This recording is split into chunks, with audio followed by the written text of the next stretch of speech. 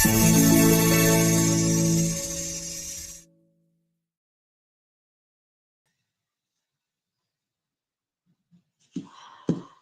xoş gördük sizləri Qurtuluş TV izləyiciləri. Biz bugün yenə də Urmu Səsi verilişi ilə evlərinizin qonağıyıq. Sizlərdən xahiş edirik bizim kanalı bəyənəsiz, abunə olasınız və paylaşasınız. Bu günləri bizim verilişimiz çox maraqlı keçəcək.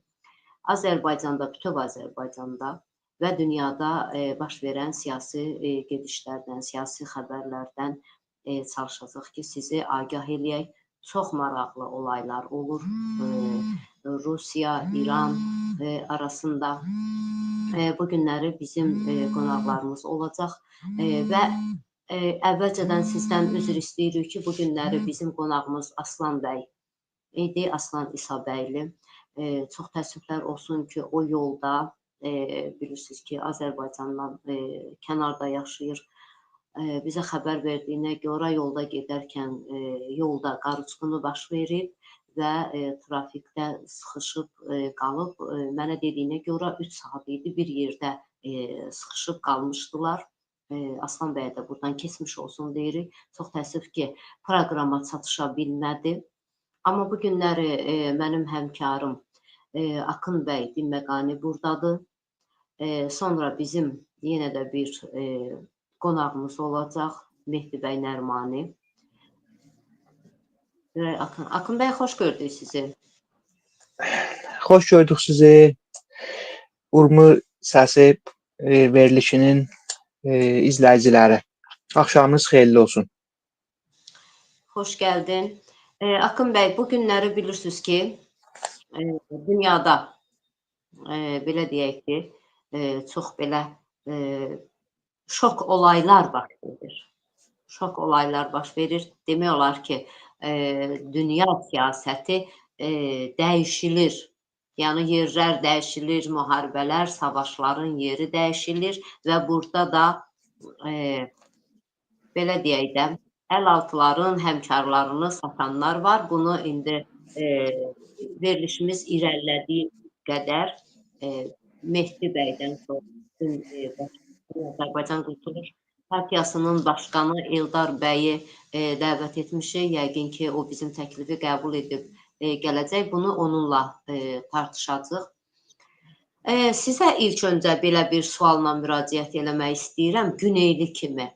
Bax, İran-İraq savaşında bu günləri Urmu gölü ətrafında, yəni Azərbaycan türklərinə problem yaradan Kürdlər var. Ki, hansı ki, İran-İraq savaşında onları İran adlanan Fars Molla rejimi gətirdi, Urmu ətrafına, necə deyərlər, bir sifər yerləşdirdi. Nə baş verir, niyə elədi bunu? Biraz sizdən bunu alaq, sonra Mehdi bəyi buradadırsa, Mehdi bəyi qoşarıq, ona da bir suallarımız olacaq. Buyurun. Dilbər xanım, öncəliklə bu konuyu əlimizə aldığımız üçün çox önəmli bir konudur. Təşəkkür edirəm ki, gündən bir konudur indi. Bugün Güney Azərbaycanın Urmu gölünün qədəri bəlkə də bu konu çox önəmlidir. Üst-üstə düşür yəni. Urmu gölünün qurudulmasından sonra və öncə, Urmu gölünün qurudulmasından öncə İranla İraq savaşı oldu. Yəni bilərək bunlar o işi gördülər bunlar. Yəni savaş da bilərək oldu. Yəni İran rejiminin, Molla rejiminin ömrünün uzadılması üçün bir savaş lazım idi. Bunlar üçün təzə inqilab eləmişdilər. İnqilabdan sonranın sözləridir. İraqda savaş olunca İraqdakı bu Kürdlər oradan qaçmaq zorunda qaldılar. Bunların fotoğrafları da vardır, filmləri də vardır. Amban tarixləri də vardır ki, nə zaman Güney Azərbaycanın sınırlarından, Soyuqbulaqdan, Urmudan, Salmasdan və Makü tərəfindən bunları axın-axın Güney Azərbaycanın torpaqlarına axtırdılar bunlar. İndi də bizim Güney Azərbaycan türkləri bunlara qonaq deyirlər. Amma bu qonaq dediyimiz insanlar indi bizim torpaqlarımıza sahib olmaq istəyirlər. Deyirlər, burası Kürdistandır. Bu məsələdə təbii ki, öz başına olmayıbdır. Yoxsa siz hesablayın, Güney Azərbaycanın indi 35 milyon cəmiyyəti vardır. 20 il qabaq Güney Azərbaycan olardı 20 milyon cəmiyyəti. Bəlkə də biraz da az.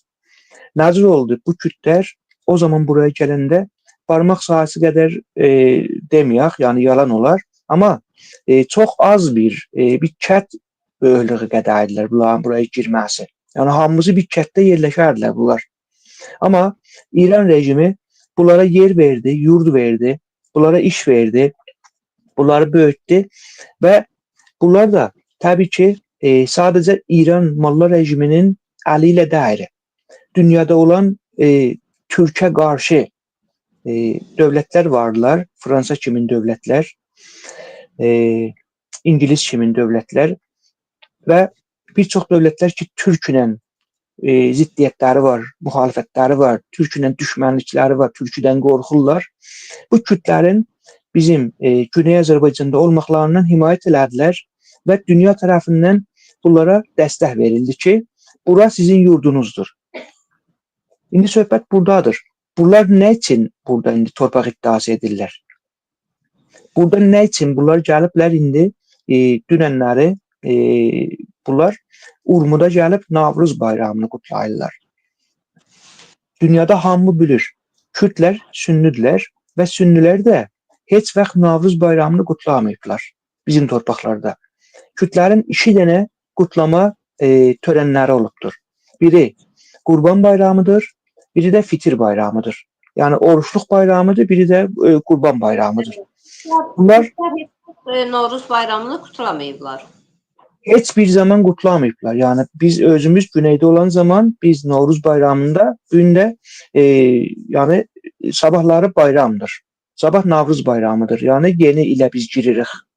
Bu gün olardı, hamı çıxardı bazardan alış-verişə. Kütlər işə çıxmazdılar.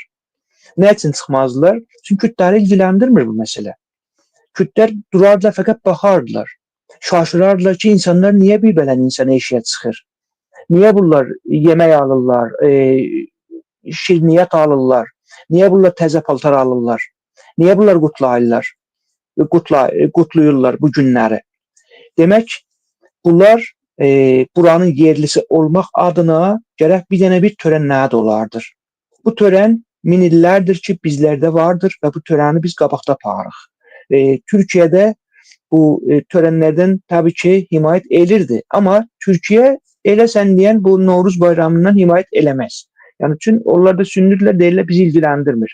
Amma sünni, şiəyə bu yəni fərqi yoxdur. Bu, Türkün soyuna bağlıdır. Novruz bayramı Türkündür. Kürdlər indi bu Novruz bayramını qutlayıb və deyirlər ki, burası Kürdistandır. Gəlib burada calman gedirlər ki, bu calman oyunu da, bu paltarlar da ki vardır, bunlara aid deyil. Başqa bir millətlərə aiddir ki, bunları veriblər. Kürdün tarixi bizim Azərbaycanda yoxdur. Biz demirik bunu, bütün dünya deyir. Kürdün nə orada tarixi vardır, nə geçmişi vardır, nə indisi vardır. Novruz bayramında bunlar, Novruz bayramı kutlamalarında durublar, baxın, verilişlərdə də indi görürsünüz. Kürdistanın cəli, bunlar bitkə, bez parçasını qaldırıblar. Deyirlər, burası bizim torpağımızdır. Burada biz qan vermişik, burada biz min illərdir burada varıq. Nəcür oldu? Sizin orada nə qəbristanlığınız vardır, nə bir geçmişdən bir dənə bir tarixi əsəriniz vardır burada. Üzr istəyirəm, Hakkın bəy. Bu Urmu göl ətrafındadır. Bu həmin törən Urmu göl ətrafındadır. Doğrudur. Bu Urmiyədədir. Urmu gölünün ətrafındadır. Urmu gölünün özündədir bu. Urmu gölünün kətlərindədir. Baxın, gördüyünüz kimi burada Kürdistan parçası. Bezdir bu. Bu bayraq deyil. Görürəm, onu görürəm. Bunlar indi deyirlər ki, Azərbaycan bizimdir. Azərbaycan Urmiyə Kürdistandır. Belə bir şeyə nə orada Güney Azərbaycan Türk milləti izin verəcəkdir, nə də ki bu qonunu bunlar bu rahatlıqda elə biləcəklər qabağa aparırlar. Nə üçün? Bunlara Fransa tərəfindən, İngilis tərəfindən pul verilir, dəstək verilir ki, bunlar Türkiyə ilə bizim Quzey Azərbaycanın arasında bir dənə bir sədd yaratsınlar. Bu səddi yaradırlar ki, Türk dünyası yaranmasın deyə. Bu konu çok bir önemli konudur. Çok önemli bir konudur. Bunlar indi orada yer alıblar. Orada yer alıblar, yurd alıblar, iş sahibi olublar, uşaq sahibi olublar və indi orada iddialırlar bura bizimkidir. Bakın dikkat eləyin siz. Dikkat eləyin. Bu Kürdistan bezidir bunların əlində. Bəli, himayəti ilə, Fars Molla rejiminin himayəti ilə burada belə törənlər edirlər və deyirlər ki, biz buranın əzəli, əbədi sahibiyik, dırnaq arası. Dilber Hanım, burada bitməyir. Bir dəqiqə izin verin. Bir dənə bir ayrı bir videomuz da vardır. İndi Babaş Bey buradan lütfen bunu yayınlasın. Bu törenin esnasında İran rejiminin bu koruyucuları Nerü intizamı deyirlər. Bunlar gəliblər, bunlardan himayət edirlər burada. Baxın, diqqət edin, indi videoda görəcəksiniz. Kürdlər gəlirlər. Babaş Bey, o birisi videodadır, lütfen. O birisi videodur. Bu bunların törenləridir. Bunun bizim Mehdi Bey danıştığında bunu yayımlayacaq. Babaş Bey, lütfen o birisi videoyu yayımlayın.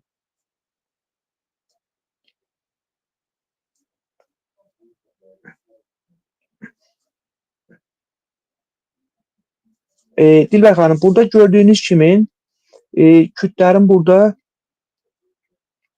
sadəcə Novruz bayramında biz nə edirik? Ot yandırırıq. Otun dövrəsində calman gedərlər. Türkcə, Azərbaycan türkçəsi oynarlar, Azərbaycan rəqsi oynarlar. Amma bunların hamısının əlində diqqət eləsəz, durbin vardır, hamısının əlində kamera vardır. Özdə Kürdü libas giyiblər bunlar. Bunlar istəyirlər deyirlər ki, burası bizim yurdumuzdur. Burası bizim torpağımızdır. Biz burada yerliyik. Amma təkcə yerli demanın olmadı. İndi baxın, Dilber Hanım, sizin Kuzey Azərbaycanında talişlər yaşayır. Bunlar indi iddia eləyəməzlər ki, Azərbaycan bizimdir. Tamam, illərdir oradadırlar. 20 ildir, 30 ildir orada yaşayırlar. Amma bunlar iddia eləsələr, Azərbaycan devləti bunların həmən qulağından peçetə ilə yapışıb eşiyə atar. Amma İran devləti, Molla rejimi bunları eşiyə atar. Akın Bey, belə deyək, bizdə talışlar 20-30 il deyil, çoxdur onların burada. Olsun 100 il, olsun lap əzəldən yaşasınlar, amma o işi görə bilməzlər. Əzəldən yaşamayıblar, amma onların bura Azərbaycana, yəni bizim Cənub Azərbaycanın ümumiyyətlə Cənub bölgəsinə onların gəlişi çoxdandır. Tamam, doğru. Dilber Hanım, bu videonu izləyin. Onlar da bizdən torpaq iddiası edirlər, separatçılar. Sadə xalqları da var onların, gözəl insanları da var onların, qaziləri də var onların, şəhidləri də var onların. Amma 20-30 il yox, çoxdur onların. Yəni Azərbaycanda. Tamam, oldu. Dilber Hanım. Başqa etniklərdən, yəni adı çəkmək istəmirəm, başqa etniklərdə bizdən, yəni olsun bizim şimalımızda ya cənubumuzda bizdən də torpaq iddiası eləyənlər var ki, biz də buranın əzəli əbədi, necə deyərlər, sahibiyik, amma heç də elə deyil. Bizim bir vətənimiz var, o da Azərbaycandır. Bizim bir bayrağımız var, o da üç rəngli bayrağımızdır. Çox sağ olun Akın Bey, mən xahiş edirəm. Dilber Hanım, bir dəqiqə bu videoya bir diqqət eləyin. Baxın, İran rejiminin bu gördüyünüz indi şəkildə olan İran rejiminin məmurlarıdırlar, İran rejiminin qoruyucularıdırlar ki, bunlar da Kürdlərdirlər. Baxın, axın gəlirlər buraya. İran rejiminin, Molla rejiminin məmurları burada durublar. Bunlardan himayət edirlər ki, bunlara bir nəfər toxunmuyor. Çünki bizim Güney Azərbaycanlılar demişlər ki, Kürdlərin qabağına çıxacaqlar, burada qoymuyorlar burada. Kürdistan adı deyərlər. Dilber Hanım, burada yazıb Biji Urmiye. Yəni Urmiye Kürdistandır. Baxın. Bunlar yəni İran rejiminin müstəqim himayəti ilə olur. Bu videolar Allah'a görsədir. Dilber Hanım. Mehdi Bey də qoşardınız efirə, çox xahiş edirəm.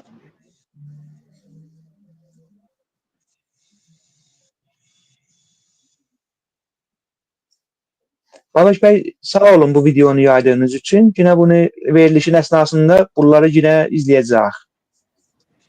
Mehdi bəy, xoş gəlmisiniz. Selam, her vaxtınız xeyir olsun. Qurtuluş TV'nin izleyicilerine de selamlayacağım. Hoş gördük sizi Mehdi bəy. Akın bəy, biraz Akın bəy, qoy siz sual ünvanlayırsınız, yoxsa mən sual ünvanlayayım, amma mənim sualım var Mehdi bəyə. Buyurun Dilber Hanım, siz buyurun. Siz sorunuzu sorun. Hə. Mehdi bəy, eyni mən sualı Akın bəyə də verdim. Sizə də verirəm ki, bilirsiniz ki, İran-İraq savaşında İran deməyək, Fars Molla rejimi Kürdləri gətirib Urmiya ətrafına yığdı. Bax, biraz fərqli olsun sual. Məqsəd nə idi?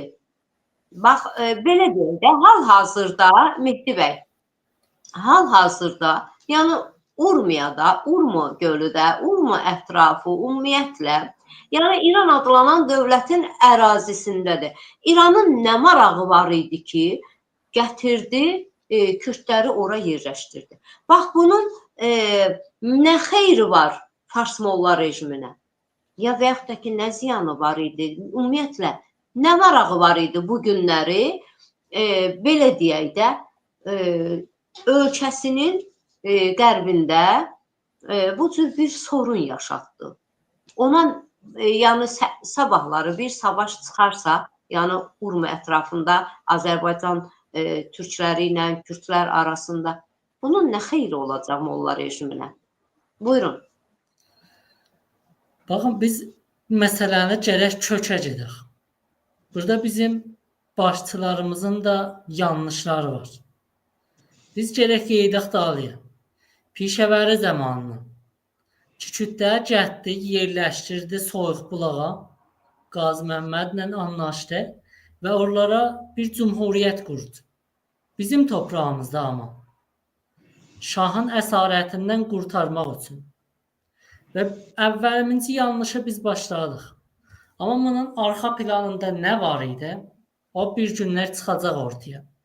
Çünki Şurəvinin, Sovyetlər Birliyinin burada oyunu var idi. Sovyetlər Birliyi Türk ölkələrini birinə Qazaq dedi, birinə Özbək dedi. Hamısı türkdür. Amma hərəsinə müxtəlif adlar qoya-qoya hamısını ayırdı. Mehdi bəy, bir dəqiqə, çox üzr istəyirəm.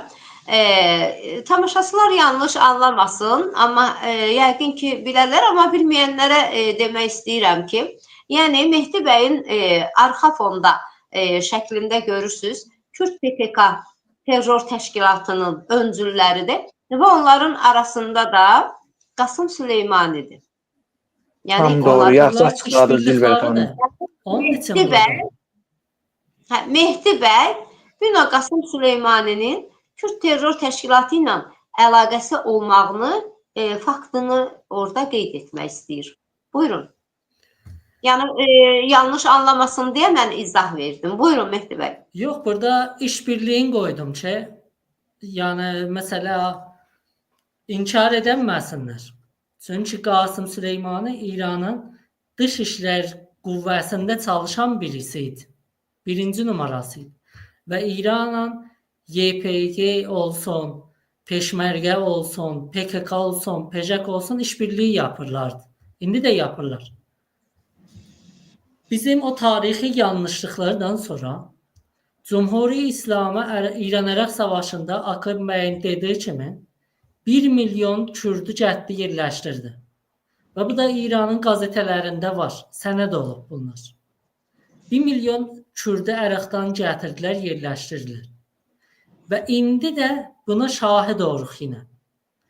Təbrizin üniversite başkanının söylədiyi Təbriz Üniversitəsinin %30'u yurt dışından gələn öğrencilərdir. Ki bu %10'un %90'ı Ərəqdan gəlir. Ərəqdakı ərəb gəlmir. Ərəqdakı ərəb Kuveytə gedir, Bəhreynə gedir, İmarata gedir, Ərəbistana gedir. Amma oradan Kürdləri gətirir. İkinci planda maalesef Təbriz var. Və bunu da çox gözəl işləyirlər. Neçə illər bundan qabaq ixtar verirdik biz. Culfiyə yerləşirlər. Və indi çoxlu yerlər alıblar Culfada. İddiaya ərazi edirlər. Hədəf nə mənada? Sınırları dəyişdirirlər. Güney ilə Türkiyə, güney ilə quzeyin arasındakı sınırları yerləşdirirlər. Biz nə qədər bu mövzuda dalı otursaq, maalesef biz Güney Azərbaycan Türk milləti vakonişgərə bir millətik. Cumhuri İslamıdan sonra oldu bu iş. Ondan qabaq çox təsir qoymamışdı savaşın əməlləri. Amma Cumhuri İslamının istihbarat qüvvələri çox güclü işləyirlər. Və maalesef biz oturmuşuq, baxırıq bu məsələyə. Cumhuri İslamının istihbarat qüvvələri Bəz qəlasından sonra milli hərəkətə çoxlu nüfuz elədi. Açıqcası. Bəz qalasından sonra biz heç bir əməl görməmişik. Ya bizə tohin eləyiblər, çıxmışıq eşiyə, ya qazetələrdə yayınlayıblar, biz çıxmışıq eşiyə. Biz heç bir əməl görməmişik Güney Azərbaycandan.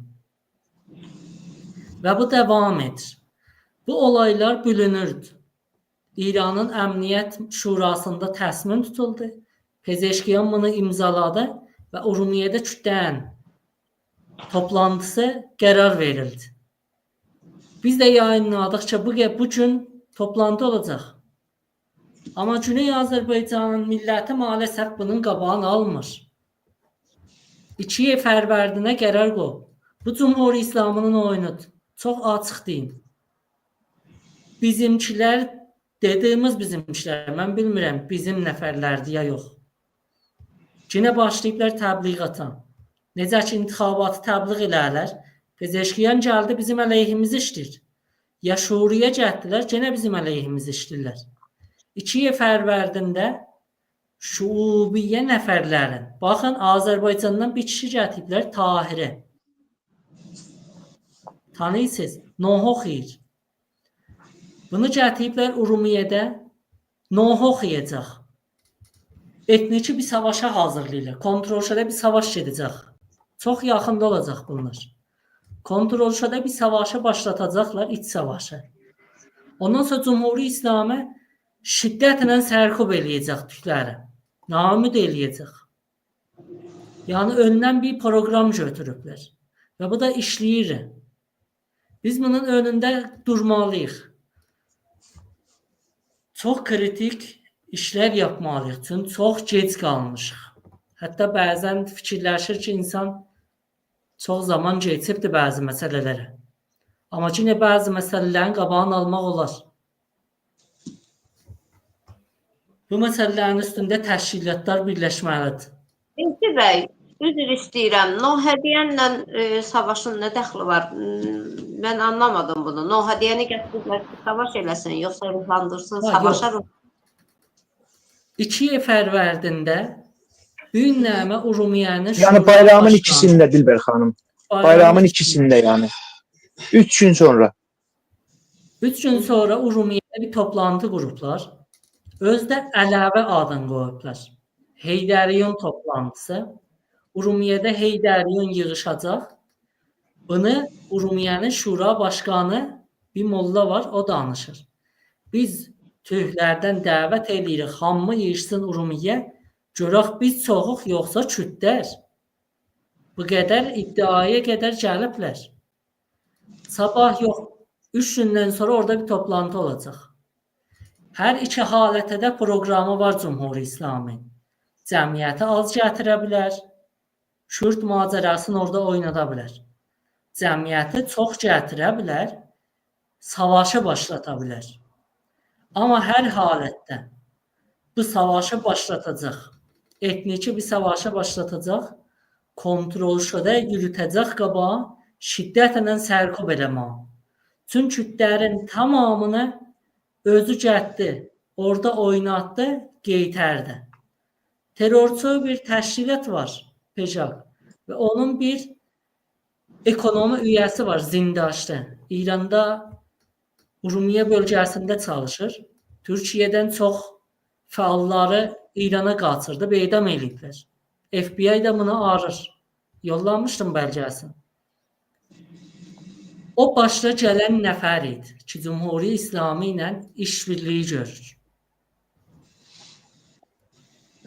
Mehdi bəy, bunu mən artırım sizin bu buyurduqlarınızın ardıca Dilbər xanım izninizlə. Necə ki, Pezeşiyanın izni ilə bu Urmiyədəki bu Kürt toplantısı ki, Novruz adına getdi. Biz bilirik, siyasi bir mitingidir. Bu Novruz qutlaması da ayrı. Kürtləri buraya yığıb meydan oxumaqdır. Buradakı Güney Azərbaycanın milli hərəkatı və orada ayıq türkülərə və kullən Güney Azərbaycan millətinə bir dənə bir gözdağı verməkdir ki, bax, siz burada Azərbaycanı bölmək istəsəz, ya desəz biz türkük, burada Kürtləri biz sizin üzərinizə gətiririk. Bu, Pezeşiyanın müstəqim dəsturu ilə olubdur. Və buraya gələn insanlar ki vardılar, təhcə Urmiyədə və Urmi gölünün dövrəsində qonaq kimi yaşayan Kürtlər deyirlər. Ayrı şəhərlərdən də Kürtləri buraya gətirib töküblər. Və bu Kürtlər də bunu yaxşı bilirlər ki, əgər Cümhuri İslami bunlara bir maşa kimi belə kullanırsa, sabahları burada bir dərgiri düşərsə, Urmuda, Urmi gölünün dövrlərində, Salmaz şəhrində, Urmuda, Sulduzda, bizim başqa şəhərlərimizdən, Təbrizdən, Zəncandan, Ərdəbildən yiğitlərimiz var ki, bunları burada hamısını qana boğarlar. Bunu rejim yəni qulağını sırğa eləsin ki, bu cürdə ki, Kürtləri gətirib buraya yerləşdirsin. Bizim quzeydə də indi əskərlərimiz vardır, Türkiyədə də əskərlərimiz vardır. Bunlar yeri gəlirsə bizim millətimizin də köməyinə gəlib çatarlar burada. Amma biz onlardan heç gözləntimiz yoxdur. Öz millətimiz orada hamısı hazır olmalıdırlar və hazırdılar da bu cəriyana. Amma yeri, zamanı indidir. Yeri, zamanı indidir. Çox gec olacaq. Mehdi bəyin buyurduğu kimi indi zamanıdır. İndi yəni biz bunlara reaksiya verməsək, gerçəkdən çox gec olacaqdır. Baxın, Mehdi bəy, buna görə buyurun siz. Bu Naci Zindəşlidir ki, Türkiyədən qaçdı İrana. İstədim Mehdi bəy özü desin. Türkiyədə çalışırdı. Maalesef Türkiyədə də izin verirdilər çalışsın. Bu kimdir Mehdi bəy? Lütfen buna bir açıqlıq verin. Bu bir Kürt PJK-nın üyəsidir. Türkiyədə İrana təhrimləri döyür vurmaq üçün İran ambargolarını döyür vururdu, İrana pul gətirirdi. Və bu Amerikanın bilgisi də var idi. Çünki Amerika Kürtlərlə Suriyədə işbirliyi yapır. Ondan sonraki Türkiyə qərar verdi bunu tutsun. Bu gəldi İrana. İndi Urumiyədə hər nə qədər yurt dışından İrana maaşın otomobil varidatı varsa, hamısı Zindəşli tərəfindən olur. Yəni tamamen rejimin kontroludur. Sipahın üyəsidir. Çünki Sipahın üyəsi olmasa bu işi görə bilməz. Aydındır, aydındır. Mehdi bəy, biz sizə minnətdarıq. Çox sağ olun ki. Çox təşəkkür. Sağ ol Mehdi bəy. Çox sağ olun. Bizə yəni gəlib bu gözəl bilgini verdiniz, bizi məlumatlandırdınız. Babək bəydən xahiş edirəm, əgər mümkündürsə bu günləri bir qonağımız da olacaq. Güney Azərbaycan Qurtuluş Partiyasının başqanı Eldar bəy Qaradağlı bizi ilə olmalıdır. Babək bəydən xahiş edirəm, əgər studiyadadırsa Eldar bəy qoşsun Eldar bəyi. Elə bir ki, Eldar bəyin internet sıxıntısı vardır. Amma gələr, hər halda gələr. Dilbər xanım, Dilbər xanım. Mən də buyurun. Buyurun Dilbər xanım. Hə, indi bunları ki, bu cür gətirir orada, necə deyərlər, yığıncaqlar keçirdəcəklər, nə bilim, neyniyəcəklər. Yəni, yenə də mən belə deyim də, tam cavab ala bilmədim. Bunun xeyri nədir? Fars Molla rejiminə bunun xeyri nədir? Yəni, niyə öz Dilbər xanım hal-hazırda? Yəqin ki, belə deyək, yəqin ki, yox, 100% bilir ki, Güney Azərbaycan öz müstəqilliyinə qovuşacaq və bunları bilərəkdən, Yəni bu Kürt PKK terror təşkilatını bizim başımıza, güneydə yaşayan Azərbaycan türklərinin başına bilərəkdən müsallat edir. Yəni əgər bu torpaq, bu necə deyirlər, bu gözəlim vətən, gözəlim cənnət sabahları Azərbaycana, yəni bütöv qovuşanda, o taylı, bu taylı qovuşanda, yəni qoy bunların başından problem əski olmasın. Zibə xanım, doğru deyirsiniz. Konunun bir dənə bir incə tərəfi vardır. Bu İran Molla rejimi bilir ki, yəni təkcə özü deyil, bütün dünya bilir ki, bunların son zamanlarıdır. Yəni tarixi məsrəfləri bunların qutulur, bitmək üzrədir. Yəni bunlar şahdan təhvil aldılar, verdilər Xumeyniyə. Xumeynidən bu zamana qədər sürür. Bunlar bunu istəyirlər, bir dənə bir proqram aparsınlar qabağa ki, sabahları Güney Azərbaycanda bir dənə bir İran rejimindən sonra bir dənə bir böyük bir problem yaratsınlar bunlar. Ki, Güney Azərbaycan türkləri burada bağımsızlığa qovuşanmasınlar. Burada Quzey Azərbaycanla birləşməsinlər. Türk dünyasının önəmli şah keçidi olan Quzey Azərbaycanın Təbriz və Urmu gölünün dövrəsindən bunlar eləyə bilməsinlər, özlərinə gəlsinlər. Hər zaman bunlar kütlərlə istəyirlər, zəd eləsinlər, kütlərlə bizi dərgir məşğul eləsinlər ki, biz dünyada olan böyük bir dənə bir axırının idaməsi olmayaq. Bunlar fikirləşirlər ki, yanıq bir Güney Azərbaycan, İran rejimindən sonra bizim güneylilərin əlinə qoysunlar. Və bunun bir qismətində də, bir tərəfində də Kürt məsələsi yatırır. Dilbər xanım, hər gün şəhərlərin hamısı ilə bizim ilgimiz vardır. Sizin özünüz də yəqin ki, güneyin içi ilə ilginiz vardır. Güneyin içindən fotoğraflar bizə göndərirlər ki, güneyin şəhərlərində indi bu zaman bayram qabağı bunlar kürdücə libaslarla gəlirlər, dolanırlar. Bir-biri ilə kürdü danışırlar və bir dənə güneyli türküdən qarşılaşanda hamısı da türkü bilirlər, bizim kimin danışırlar. Hamısı bilirlər. Bilərəkdən bunlar türkcə danışmırlar. Bilərəkdən farsı danışırlar bunlar bizləri ilə. Deyəndə də ki, niyə danışmırsan? Dönürlər deyirlər, bizim dilimiz türkü deyir, biz niyə danışaq bunlarla? Deyir, sən məndən farsı danışacaqsın, məndən kürdü danışacaqsın. Acaba bir dənə turist ki, Azərbaycana gəlir, tamam, turistdir. Bu ingiliscə danışır. Amma bizim Azərbaycanlılar, Quzey Azərbaycanlılar məcburlar məsələn Çinli ilə bir Çinli dilində danışsınlar. Ya məsələn bir Fransalı ilə Fransa dilində danışsınlar. Qonaqsan sən gəlmişsən mənim torpağımda yaşayırsan. Rejimin sən gücündən sən gəlib burada sən məndən indi burada bir yaşayırsan. Məndən fikir eləməklə bir sənsən. Yox, bir deyilsən sən. Amma maalesef İlber xanım, bunlar böyük bir ağır dərdlər ki, bunların altından maalesef biraz çıxmaq zordur. Amma əminəm ki, bunların altından tezliklə biz çıxacağıq.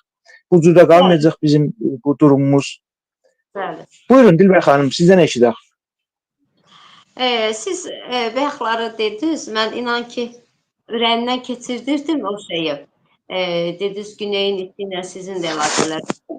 Ki, mənim güneylə bağlı, yəni güneyin içində Təbrizdən olsun, Urmiyadan olsun, Ərdəbildən olsun, sıx əlaqələrim var. Onlarla mən Tabii ki, tabii. Hə. Orada içərdə mənə bir, mən çox pis oldum ki, mən unutdum o şəkili. Mən bir foto göndəriblər mənə. Xamneyi ilə bağlıdır. Mən onu Babək bəyə göndərəcəkdim ki, bizim veriliş gedə-gedə onu bir yaysın. Qaldı gələn dəfiyə.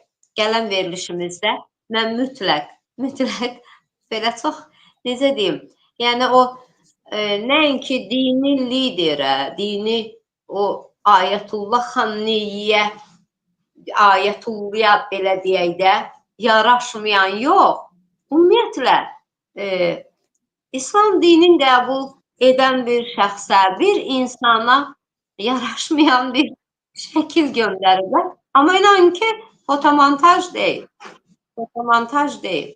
Yəni Xamneyinin özündə nə əxlaqı var ki, bu millətə də dərs keçir.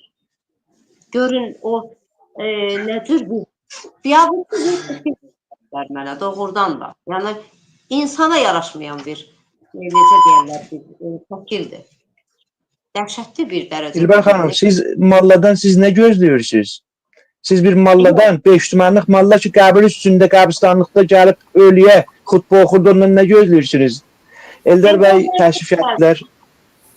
Xoş gördük Eldar bəy. Çox sağ olun.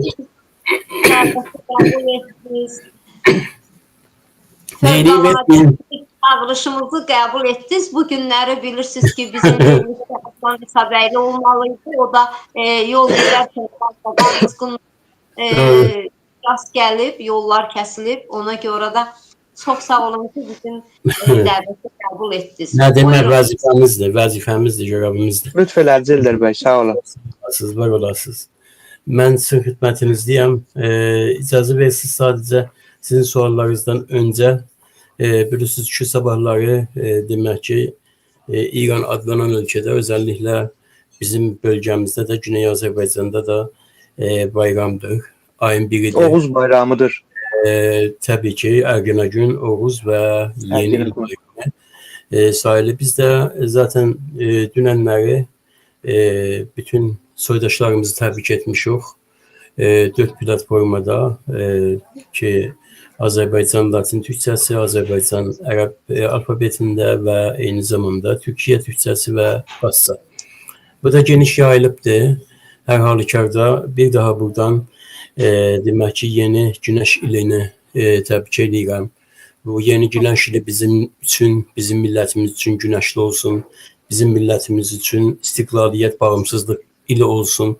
Qurtuluşumuz üçün zəfər ili olsun və bütün Azərbaycanımız üçün demək ki, qapılarının açılış ili olsun.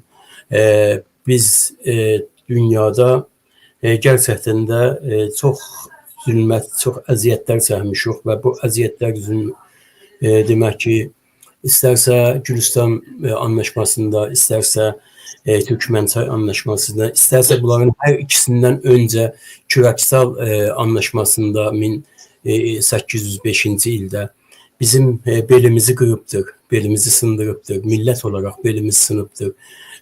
Dövlət olaraq hər gün getdiksən kiçilmişik və nəhayət budur ki, böyük hissəmiz bu günləri demək ki, 100 ildir, tam 100 ildir işğal altındadır.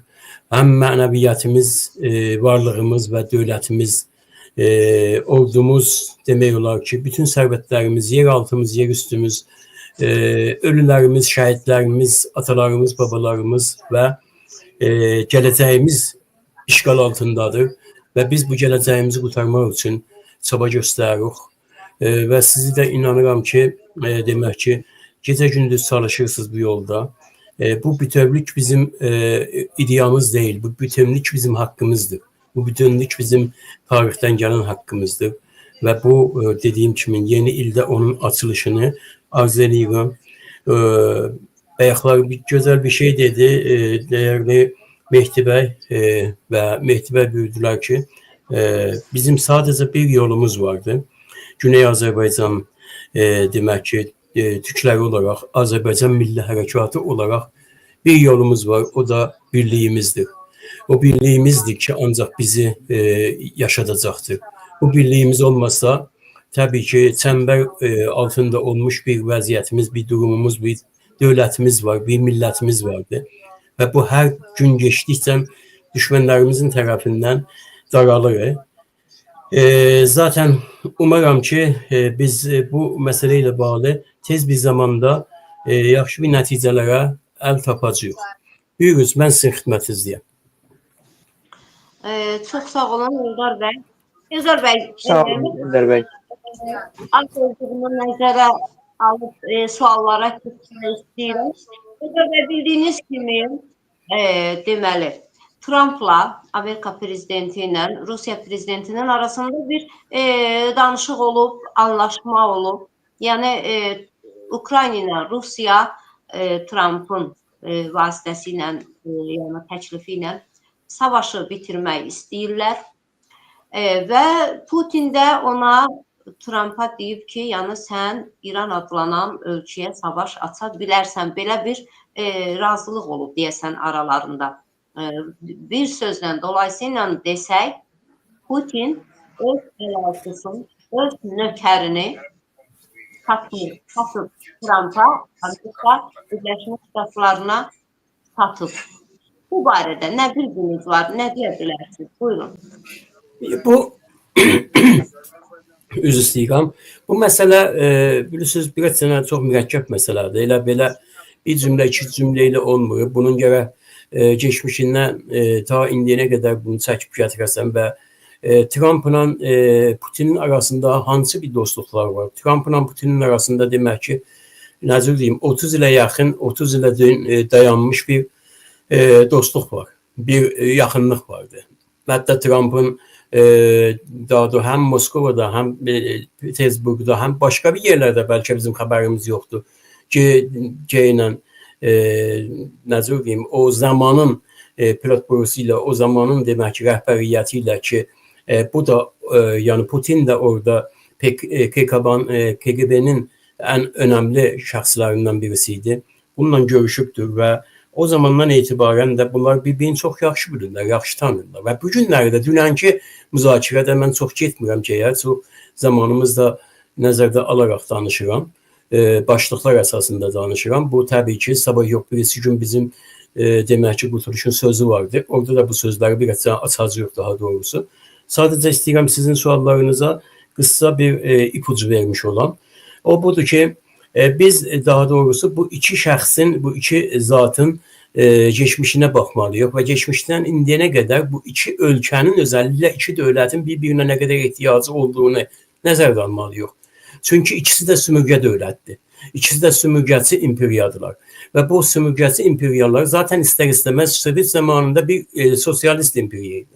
Ancaq o gedəndən sonra tam olaraq bir tezarizmə meyilli bir yeni demək ki, qapsamlı bir federal imperiyadır. Yəni Rusiyanın durumu, vəziyyəti budur. Amerikanın da durumu, vəziyyəti bəllidir. Özəlliklə Amerika siyasət aləmində kapital demək ki, yöneticisidir. Kapital sümürgəçisidir. Kapital imperialismdir. Və bu baxımdan da bunların ikisinin də mənfəətləri zaman-zaman bir-birinin üstünə gəlir. Bu günləri Ukrayna məsələsi daha doğrusu 3 çəmbər altında qalmış vəziyyətdədir. Bir Avropa Birliyi çəmbərindədir ki, bu Rusiyanı zəiflətmək üçün, Rusiyanı Avropadan uzaqlaşdırmaq üçün daha doğrusu Ukraynanı bu cür qurbanlıq kimi qoyubdu ortaya və indiyənə qədər 600-700 min adam demək ki, tələf olubdur. Və bunların da bir çoxu deyə bilirəm ki, 80% əlbəttə özlərinin dediklərinə əsasən deyirəm, 80% qeyri-nizamlılardır. Yəni sivil şeylərdir, insanlardılar. Ya bu işlər, bu məsələlər demək ki, bir plan üzərində qoyulub ortaya. O plan üzərində də dediyim kimi Avropanın özünün bir şeyi vardı, stratejisi vardı. Rusiyanı özündən uzaqlaşdırıb və zəifləşdirmək. Və ikinci budur ki, Amerikanın özünün bir planı vardı. Amerika əsası planı nədən ibarətdir? Bundan ibarətdir ki, nə qədər bacarsa, özəlliklə Trump'ın siyasətində nə qədər demək ki, Rusiyaya yaxınlaşırsa, Putin siyasətinə yaxınlaşırsa, Putin despotizminə yaxınlaşırsa, mənfəətləri bir-birinin üstünə düşəcəkdir. Və orada pay bölüşü ortaya gələcəkdir. Bu günlər Ukrayna bir pay bölüşüdür. Ukrayna ortada olan bir demək ki, dostluq, belə deyək, əməkdaşlıq, işbirliyi bir qurbanısıdır. Amerika bu qurbandan daha çox pay istəyir. Rusiya deyir ki, yox, mən sənə çox pay verə bilmərəm. Həm gələcəksən mənim yanımda, mənim torpaqlarımın demək olar ki, sınırında yerləşəcəksən, həm məndən çox pay istəyirsən. Nə deməkdir bu? O deməkdir ki, Amerikanın demək olar ki, projesi əsasında mən demək, Ukraynanın qaynaqlarını, yeraltı qaynaqlarını, su qaynaqlarını ələ alacağam və bu yeraltı, su qaynaqlarında çox böyük qazancılar əldə edəcəm. Uranium çıxardacağam, o tərəfdən radium sistemimi gücləndirəcəm, o tərəfdən krom çıxardacağam ki, dünyanın ən önəmli demək ki, yeraltı sərvətlərindən birisidir ki, Türkiyə ilə Ukrayna bu sahədə çox demək, qənidirlər. Bunu çıxardacağım. Ben nəhayət olacaq ki, mən demək olar ki, dünyaya ağalığımı tam olarak sərgiləyəcəm. Bir tərəfdən isə, əgər mən oraya getməsəm, Çin ki, mənim ən önəmli rəqiblərimdən birisidir və gələcəkdə məni təhdid edir, yəni indidən təhdid edir daha doğrusu, 1 milyard 500 min cəmiyyəti ilə və eyni zamanda savadlı cəmiyyəti ilə. Bir var ki, biz Hindistanı deyək, Hindistanda savadın yüzdəsi Çinə qarşı çox altdadır. Düz ikisinin də cəmiyyəti birdir.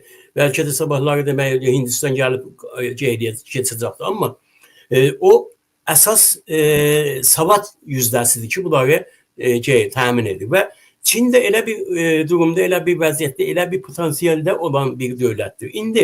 İndi bunu düşünür ki, əgər Ukraynanın demək yeraltı yerüstü sərvətləri ki, Çinə çox yaxındır, Çin və oradan çox rahat eləyə bilər ki, bunlara əl tapsın, onun əlinə geçsə, mən artıq nə edəcəm burada? Böyük bir potansiyelimi itirəm demək ki, gələcək üçün.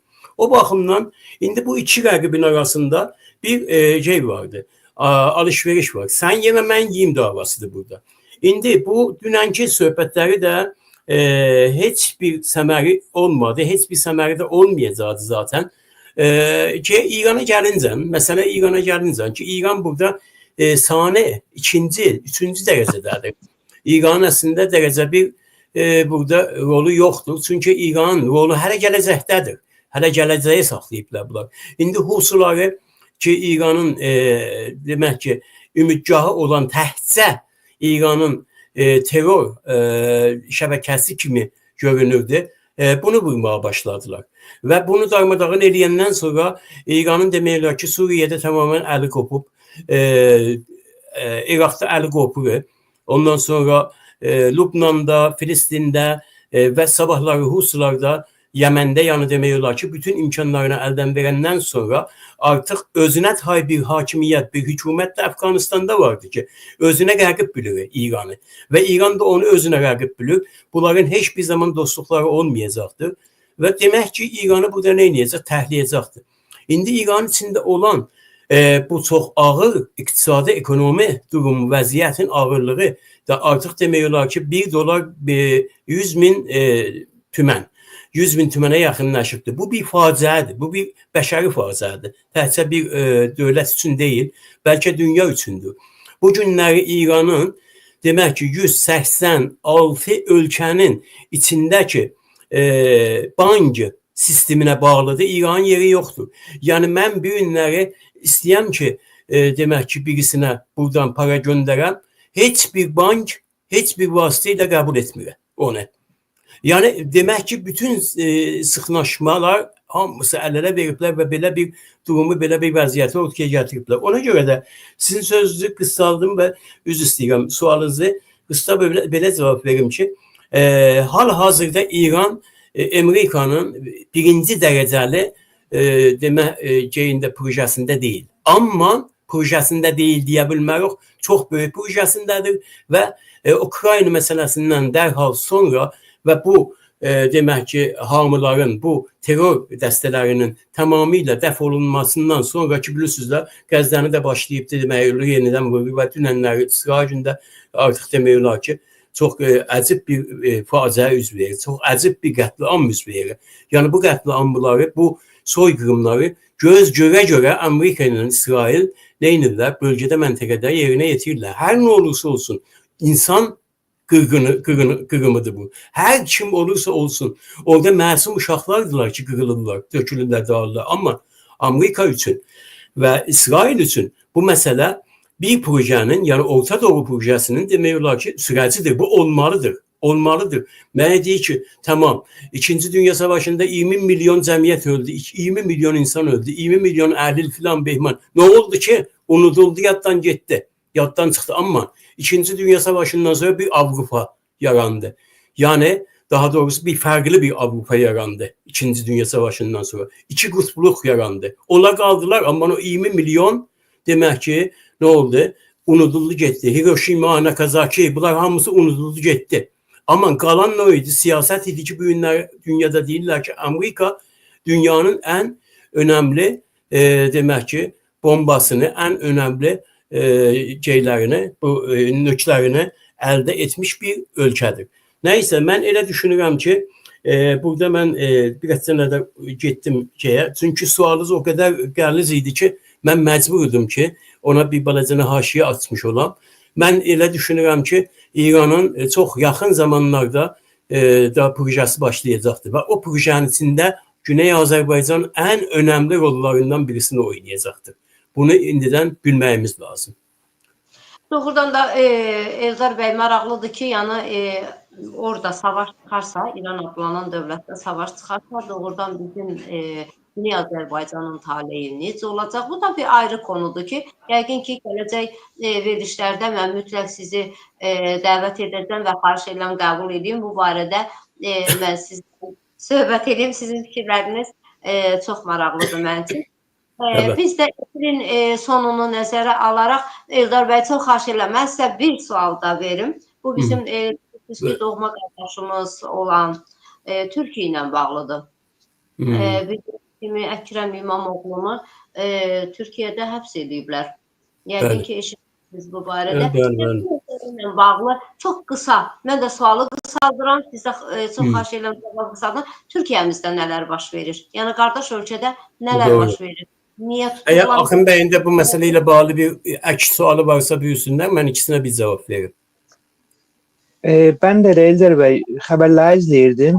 Yani gerçekten Türkiye'nin içinde gözlenmeyen bir olaylar olur. Yani bunlar neden baş verir? Niye bu cürdür? Türkiye'nin geleceğine bunların ne etkisi vardır? Ve geçmişten neler olup ki bunlar indi baş verir? Ben de bunları bilmek isterim. Əlbəttə ki, əlbəttə. Baxın, bölgəmizdə istərsə Türkiyə olsun, Azərbaycan olsun, güneyi ya quzeyi olsun, bir məsələni, bir stratejiyanı və bir stratejiyanın gələcəkdə olan o nöqtələrinin bir-birinə demək ki, toqquşmasını unutmayaq. Bu bölgədə, bu məntəqədə daha doğrusu bir iradə vardır. O iradə nədir? Türk dünyasını zəiflədib və onun qabağında qarşısında fərqli xalqları, millətləri dövlətləşdirsinlər. O cümlədən bizim bölgəmizdə, məntəqəmizdə və Türkiyədə də Kürt məsələsini bu məsələdən uzaqlaşdırmaq mümkün deyil. Yəni, bir-birinə elə bağlıdırlar bunlar, elə bir-birinə ki, mən indi gələn bu günlər, məsələn, deyəm ki, demə, Əkrəm bəyin o böyüklükdə şəxsiyyəti, yəni İstanbul Böyük Bələdiyyə Başqanının gəlib də basqınla tutulub aparılması hər hansı öncədən bir çağırış vermədən, hər hansı bir iblağıya vermədən, çağırış olmadan, daha doğrusu bunu gəlib o cür şəxslə, o cür şəraitlə götürüb aparması, burada bir strateji var. O strateji budur ki, Türkiyə bugünkü başlatdığı bu antiterror məsələsini özəlliklə bölgədə, məntəqədə davam etsin və bunun davamında da o hədəfinə çatsın. Amma məsələ burada vardı, amma burada bir dövlət vardı. Burada bir hüquq dövləti var, Türkiyə dövləti. Bu hüquq dövlətinin, Türkiyə dövlətinin bu günləri hesabı ilə 100 il Türkiyə Cumhuriyyəti əsasında bir xidməti, bir sabiqəsi, bir varlığı vardır. Atatürk'ün qoyduğu bir varlıqdır. Atatürk'ün qoyduğu Türkiyə Cumhuriyyətidir. Biz demək ki, bu qəziyyəni dünənləri Çanakkaya il dönümünü geçirdik. 110. il dönümünü geçirdik Çanakkaya. Yani Çanakkaya'dan başlamış daha doğrusu bir azadlıq, bir Qurtuluş Savaşı. Bu Qurtuluş Savaşının başına Çanakkaya'da rəhbərlik eləyən Mustafa Kemal Bey olur. Mustafa Kemal Bey sonra gəlir demək olar ki, Türkiyə Cumhuriyyətini, rəhbəriyyəti və Atatürk'ü olur Türkiye'nin. İndi demək olur ki, o zamandan indiyənə qədər bir proje vardır ki, o proje əsasında əgər Osman hakimiyyəti, Osman imperiyası demək ki, darmadağın olsa, eləyə biz Lozanla, ondan sonra başqa anlaşmalarla bunu ləğv eləyək, onun yerinə bu bölgədə, bu məntəqədə 2 dənə, 3 dənə dövlət yaranacaqdır. Erməni dövləti yaranacaqdır, Türk dövləti yaranacaqdır və Kürt dövləti yaranacaqdır. Baxın, bu proje demək olar ki, nədir? Çox uzun bir soluklu bir projedir. İndi projesi değil ki. Aman bu günləri Türkiyədə bir iradə vardır. O iradə budur ki, terrorizmə bulaşmış bölgəni, məntəqəni xalqlardan ayırsın. Ait etsin xalqlardan. Yəni bir xalq vardı, Kürt xalqı vardı. Nə qədər biz Türk xalqı yox, demək ki, onlar da Kürt xalqıdırlar. Biz dana bilmərik onları. Amma Türk xalqı, Türk milləti, Azərbaycan Türk milləti olsun, Türkiyə Türk milləti olsun. Mən vahid Türk millətini, vahid Türk ulusunu deyirəm. Vahid Türk ulusu ömründən, həyatından indiyənə qədər, yəni tarixin demək olar ki, ilk mədəniyyət etabından indiyənə qədər heç bir zaman heç kimsənin varlığına göz dikməmişdir. Heç kimsənin demək ki, varlığına terror gözü ilə baxmamışdır. Yəni əslində biz Türklər başlanğıcımızdan, doğuşumuzdan bu günə qədər bir antiterror sisteminə, antiterror dövlətçilik və millətçilik sisteminə alışmışıq. O baxımdan bizim üzərimizdə dünyanın heç bir gücü, heç bir qüdrəti gəlib başqa müamilələr eləyə bilməz. Bizi çevirəcəklər, özlərini oyuncaq eləyəcəklər. Biz onların demək ki, əmrinə oturub duracağıq, onların qulu olacağıq deyə filan. Belə bir şey Türklərə aid olan bir şeydir. Amma Türklərin neynəsinlər ki, gələcəyindən, Türk dünyasının demək ki, birləşməsindən, Turanın yaranmasından, Azərbaycanın bütünləşməsindən, Türkiyə-Azərbaycan Konfederasyonunun yaranmasından uzaqlaşdırsınlar. Bunlara bir proje vardı. O projelerin içində bu günləri Kürtlər ən başda gedirlər. Dünənləri ermənilər idilər. Ermənilər dünənləri demək ki, çox güclüydülər. Kürtlər çox zəif idilər. Hətta Kürtlərlə ermənilərin arasında olan bir asırlıq vardı. Bir asırlıq var ki, demək ki, eyni kökdən gəlirlər, eyni mədəniyyətdən gəlirlər. Bu asırların cilolar şeklində, formasında demək, geçmiş 100 ildə Azərbaycana qondurdular. Və bu qondurmada Fransanın, İngiltərənin, Rusiyanın özəlliklə üçünün böyük əli var idi. Və bunlar demək olar ki, o zaman Urmiyəmizdə 150 ilə 200 min insanımızı qətliam etdilər bunlar 6 ayın içində. Dünyanın ən böyük qətliamı olubdu.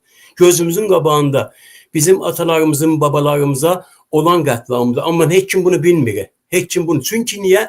Media o qətliamı yaradan güclərin, qüvvələrin əlindədir. Media onların əlindədir. Rusiyanın, Fransanın, İngiltərənin əlində. Demək ki, onlar əgər belə bir qətliamı Azərbaycanımızın güneyində və Batı Azərbaycanımızda yaratdılarsa, onun da gizlətməsini neynədilər? Yaxşı bildilər və bu günlərdə dünyada soruşsan, gəl bir 100 nəfərdən soruş, deyək ki, Urmu demək ki, soyqırım nə olubdu deyə, nə olubdu? Ki, Urmu haradır ki, soyqırım har olsun deyə. Bilirsiniz, belə bir şey. İndi məsələ bundan ibarətdir ki, Türkiyənin gedişatı, bu durumu, bu vəziyyəti bunlardan uzaq deyil. Hər nə varsa bölgəmizdə, hər nə varsa şəraitimizdə yenə bizdən asılıdır. Amma biz bir Türk'ük. Biz bir Türk'ük. Azərbaycan, Güney Azərbaycan Qurtuluş Partiyası bir Türk partiyasıdır. Azərbaycan Qurtuluş Partiyasının haqqı vardı ki, Türkiyənin haqqında fikrini, düşüncəsini durucasına ortaya qoysun. Azərbaycanımızın haqqında durucasına ortaya qoysun. Bizim üçün Azərbaycan Cümhuriyyəti nə qədər doğmadısa, o qədər də Türkiyə Cümhuriyyəti doğmadır. Bizim üçün nə qədər o torpaq demək ki, ana torpaqdırsa, bu torpaqda bizim ana torpağımızdır. Yəni fərqi yoxdur. Azərbaycan olsun, Anadolu olsun, fərqi yoxdur. İkisi də bir. Ona görə də biz açıqcasına burada mövqeyimizi demək istəyirik. Baxın, burada bir Türkiyə Cümhuriyyəti var. O Türkiyə Cümhuriyyəti hüquq dövləti kimin ortaya qoyulubdur və bu günləri çox təəssüflə hər hansı bahanəyə olursa olsun, bizim bu günləri əslində Türkiyənin demək ki, hüquq, qanun və cəza sistemi siyasətə təslim olmuşdur. Burada siyasətə təslim olan bir hüquq dövləti vardır. Siyasətə təslim olan hüquq dövləti dünyada, yəni hüquq dövləti deyil demək ki. Yəni demək ki, ləkələnibdir bu, ləkələnir. Biz Türkiye üçün dediyim kimi özgə deyilik. Və Türkiye də bizim üçün özgə deyil. Bizim üçün fərq etməz. Azərbaycanımızın quzeyində Cumhurbaşkanımız İlham Əliyev olsun, ya Türkiye'də Cumhurbaşkanımız Erdoğan olsun. Bizim için fark etmez. Türkiye son zamanlarda özellikle AK Parti'nin iş başına gelmesinden ki tek parti olubdur, çok büyük bir addımlar atıp dünyada bugünler Türkiye'nin durumu vəziyyəti daha doğrusu çok irəlilərdədir. Baxın, lütfen siz gediz baxız Dünya İstatistika Mərkəzinin verdiği istatistikalara. Ben bugünlər bir günlər gəlirəm inşallah qonağız oluram, o istatistika üzərində fəqət danışaram. Fəqət o istatistika üzərində danışaram ki, əslində 20 dana dünyanın ən önəmli ölkələrini hesaba qoyur. Və o istatistikalar sənin, mənim, Axın bəyin yaratdığı istatistikalar da dünya istatistikalarıdırlar. Dünya istatistikləri əsasında 20 ilin içində Türkiye demək ki 20-ci sınırlardan, rədələrdən, 20-ci yerlərdən gəlibdir 6-cı, 7-ci, bəzən 3-cü, bəzən 2-ci, bəzən 4-cü yerlərdə dayanır. Bu nə deməkdir? Bu böyümə deməkdir. Bu ekonomi böyüməsi deməkdir. Bu toplum böyüməsi deməkdir. Türkiye'də belə bir böyük hizmətlər olub və Erdoğan'ın hizmətləri az deyil, çox böyükdür. Erdoğan'ın demək olar ki, bu məsələlərlə bağlı və bölgəmizdə, məntəqəmizdə siyasi balansı Türkiye'nin xeyrinə qaldırdığı çox böyük əsaslar var. Amma onun tərsi də vardı. Tərsi nədir? Tərsi budur ki, bu günləri Türkiye'də enflasyon dünyanın en üst düzeyinde olan enflasyondur. Enflasyon dünyanın en üstte olan enflasyonu ne demektir? Bu demektir ki birden-birə 2 ilin içinde, 3 ilin içinde 250-300 faiz istatistiklər deyil. Milletin yaşadığın mən demək istəyirəm. Milletin yaşadığı əsaslar üzərində enflasyon var. Bu nə deməkdir? Bu o deməkdir ki daxili işlərdə, daxili məsələlərdə demək enflasyon qabağı alınmayıbdır. 2000'də 1 dolar 7,5 liraydı. Bu günlər 1 dolar 40. Bilirsiniz, bu demək olar ki işin mənfi tərəfləridir. İndi gələk deyək ki bunu Türkiye'nin düşmənləri eləyibdir, filan eləyib. Yox, təhcə düşmənlərin başına salmayaq. Özümüzü də görməliyik. Çox gözəl bəyəkləri dəyərli bizim Mehdi bəy çox gözəl bir şey dedi. Çox gözəl. Biz hər zaman alışmışıq, adət eləmişik ki, hadisələrin dalısına düşürük. Hadisələrin demək olar ki, yaradıcısı deyilik. Hadisələrin arxasını tutan millət. Türkiye'də belədir bu günləri. Türkiye'nin dövləti də belədir bu günləri. Yəni, nə demək istəyirəm? Belə demək istəyirəm ki, bir hərəkət var. O hərəkət baxır görsün ki, ne olacaq, ne olmayacaq. Sonra ne olup ne olmasından sonra düşünür ki, ne eləyəcəm, ne eləməyəcəm. Bu günləri Cumhurbaşkanının adayı olan bir şəxsi 35 ildən sonra gəlib diplomun yoxdur sənin deyə cəza və qanuna tapşırmaq, hüquqa tapşırmaq. O tərəfdən demək olar ki 35 il öncə hər hansı bir idari sistemin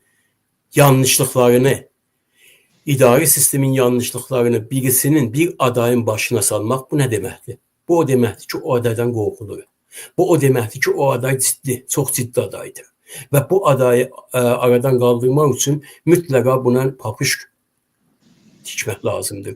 Və bu günləri səhər çağı polislərin gəlib onunla birlikdə 100'ə yaxın insanı tutub və qalanını da təqib altına salıb bir nə üçün? Ondan ötürü ki, burada terror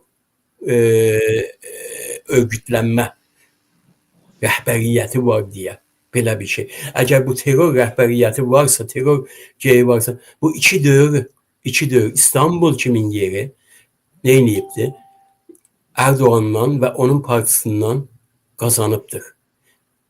Əgər bu məsələ, özü də Erdoğan'ın bir sözü var, həmişə bunu deyər, mən də həmişə buna bir sənə gülləm və aman gerçəkdir də. İstanbul'u qazanan Türkiye'ni qazanar deyə. İstanbul'u qazanan Türkiyəni qazanar. Bu adam 2 dəfə İstanbul'u qazanıbdı. Demək ki, 3-cü dəfə Türkiyəni qazanacaq kimin görünürsə, bunun başını nə etmək lazımdır? Əzmək lazımdır. Amma elə deyil. Bu düzgün deyil, bu doğru deyil. Əgər mən Türkiyə üçün yaşayıramsa, əgər mən Türkiyə dövləti üçün canımı demək ki, ortaya qoymuşamsa, mən kariyerimi də Türkiyə üçün ortaya qoyacağam. Özüm üçün deyil, partiyam üçün deyil. Partizanlıq Türkiyənin dövlətçiliyinə bu günləri çox zidd yerlərdə dayanır. Bizim mövqeyimiz bu. Qurtuluşun mövqeyi təbii ki, dediyim kimi, Türkiyənin dövlətçiliyi bizim üçün müqəddəsdir. Bizim üçün qutsaldır Türkiyənin dövlətçiliyi. Və bu günlərdə əgər bizdən soruşsalar ki, Erdoğan mı yoxsa başqası, bəlkə biz salçıq eləyib və deyərik Erdoğan. Amma bu yox, belə olmaz. Dünəndən etibarən Türkiyənin etibarı dünyada 50% yendi. 50% yenibdir. Yani bütün Reuters'den tutmuş Associated bütün demek ki Avrupa'nın, Amerika'nın, İngiltere'nin gazetleri Türkiye'nin içinde olan şəxsi davaları dövlətçilik əsaslarının üzərində qurmuş vəziyyətdədirlər. Bu günləri parlamentidə görünən çox incidici bir şeydir. Demək ki, mənzərə idi. Gördünüz həttən. Dünyada yayılıb zaten istər-istəməz yayılıb. Ondan sonra çıxıb demək olar ki, 10 minlər insan əllərində anında təzahürat yapması filanlı behmanı. Ya bunlar hamısı bunu göstərmiş olur ki, böyük bir nigarançılıq vardı. Çox böyük bir nigarançılıq var və 4 gündən sonra nə olacaqdı? 4 gün bunu göz altında alacaqlar. 4 gün göz altında. Halbuki Türkiye'nin kanunlarına əsasən 48 saat gözaltı vardı. Amma bu 48 saat deyil demək 2 qatına. Niyə, nə üçün? Nə olubdu, nə olmayıbdı? Bələdiyyələrdə əlbəttə ki, ixtilas da ola bilər, korrupsiya da ola bilər. Bələdiyyə çox geniş, böyük bir yerdir. Yəni 20 milyonluq, 16 milyonluq rəsmən olan İstanbul kiçik bir yerdə, özü böyük bir ölkədir. Bunun içində demək olar ki, hər şey ola bilər. Amma ona hər şeyi gətirib siyasi məzəmiyə çevirmək Türkiyənin hüquq dövlətinə yaraşmır. Mən ki, şəxsən yaraşdıra bilmirəm. Çox sağ olun Eldar bəy. İlk öncə onu deyim ki, siz söz verdiniz ki, bizim verilişə gələcəksiniz. Gələcəm, amma bizim yani tabii ki siz gəlin geyleyin, olmasa özünüz gəlin Qurtuluşun sözünü aparın. Ben de orada zaten həmişə varım. Amma mütləqa bir gün bu istatuslarla bağlı çox detaylı olaraq əlbəttə ki birlikdə oluruq və o detayları paylaşarıq. Çox önəmlidir. Bu istatistikalar ki, dünya istatistikasıdır. Hər ölkənin durumunu, vəziyyətini ortaya qoyur. Və onun üzərində çoxlu çalışmaq lazım, işləmək lazım. Çox sağ olun Eldar bəy. Əlbəttə ki, Türkiyənin problemləri, Azərbaycan, necə Atatürk deyirdi ki, Azərbaycanın sevinci sevincimiz, qəmi isə qəmimizdir. Doğrudur. Eyni. Türkiyənin sevinci sevincimiz, qəmi isə qəmimizdir. Doğrudan da bu günlərdə baş verən bu hadisələr məni də həqiqətən, bizi də üzdü. Yəni ona görə mən sualı sizə ünvanladım. İnşallah yoluna düşər. Mən Türkiyənin demokratik bir ölkə olduğuna inanıram, demokratik bir seçkiləri olduğuna inanıram, əminəm. Yəqin ki, bu anlaşılmamazlıq, bu necə deyərlər, bu hadisələr tezliklə öz yerini tapar. İnşallah. Biz sizə minnətdarlığımızı bildiririk. Çox sağ olun ki, bizim bu fövqəladə bir çağırışımızı qəbul etdiniz və gəldiniz. Çox sağ olun. Son olaraq nəsə demək istəyirsinizsə, sözünüz varsa buyurun. Akın bəy, siz də haransı bir söz deyə bilərsiniz. Yox, Akın bəy buyursun. Mən Akın bəyin də vaxtını çaldım, sənin də vaxtını çaldım. Siz buyurunuz. Akın bəy buyurunuz. Eldar bəy, sağ olun ki, bu dərin və geniş, yəni özünə görə bir konferans araşdırmadır.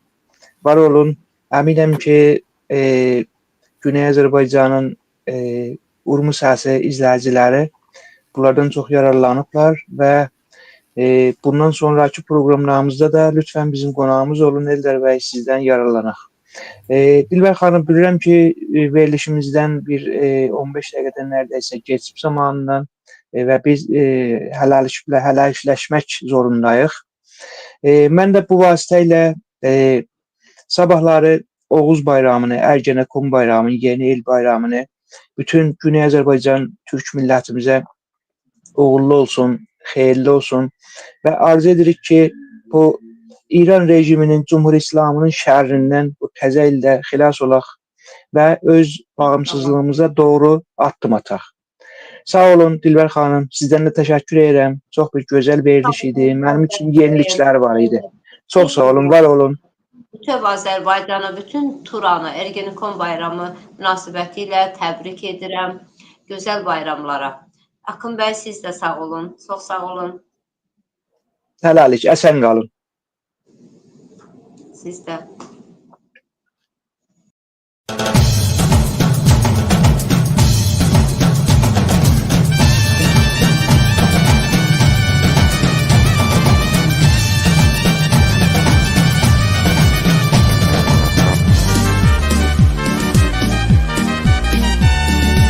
Azerbaycan torpağıdır, halkımızın ocağı, çerkin nurlu çırağıdır, şehriyarın sözü Təbriz. Azerbaycan torpağıdır, halkımızın ocağı, çerkin nurlu çırağıdır, şehriyarın sözü Təbriz. Yeter artık bu esaret, biraz gayret cesaret, bitsin kefil, bitsin garet, gülsün halkın yüzü Təbriz. Yeter artık bu esaret, biraz gayret cesaret, bitsin kefil, bitsin garet, gülsün halkın yüzü Təbriz. Sen güzelsen Təbriz, kahramansan Təbriz, kalk ayağa Təbriz, sen bizimsen Təbriz. Sen güzelsen Təbriz, kahramansan Təbriz, kalk ayağa Təbriz, sen bizimsen Təbriz. Ayrı kaldık uzun iller, koy açılsın bu yollar, ne serhedler ne mefdiller, ayırmasın bizi Təbriz. Ayrı kaldık uzun iller, koy açılsın bu yollar, ne serhedler ne mefdiller, ayırmasın bizi Təbriz. Salam sene Azerbaycan, salam sene ey Turan, salam sene ey Savalan, tarihimin izi Təbriz. Salam sene Azerbaycan, salam sene ey Turan, salam sene ey Savalan, tarihimin izi Təbriz. Sen güzelsen Təbriz, kahramansan Təbriz, kalk ayağa Təbriz, sen bizimsen Təbriz. Sen güzelsen Təbriz, kahramansan Təbriz, kalk ayağa Təbriz, sen bizimsen Təbriz.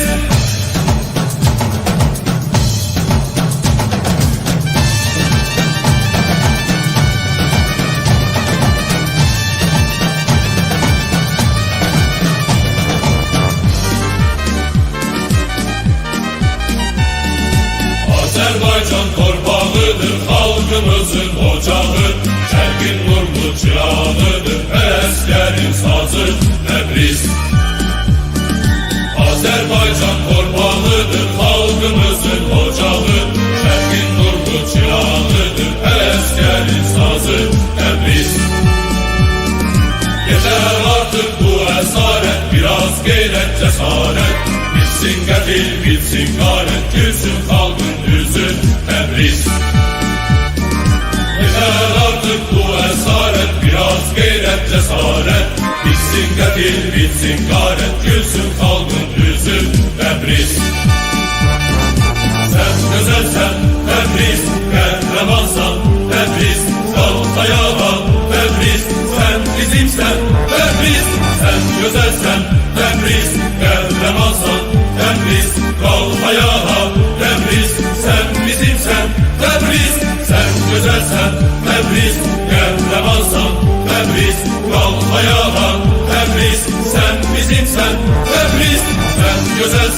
Təbriz qəhrəmansan, Təbriz qalx ayağa, Təbriz sən bizimsən, Təbriz sən bizimsən, Təbriz